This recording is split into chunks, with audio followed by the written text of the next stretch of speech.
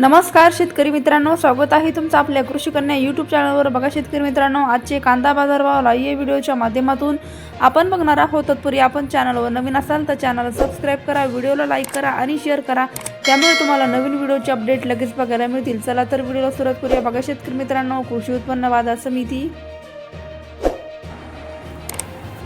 कोल्हापूर आवकाली आहे 3993 क्विंटल, किमान दर 500 रुपये, कमाल दर 1400 रुपये, सर्वसाधारण दर 1000 रुपये।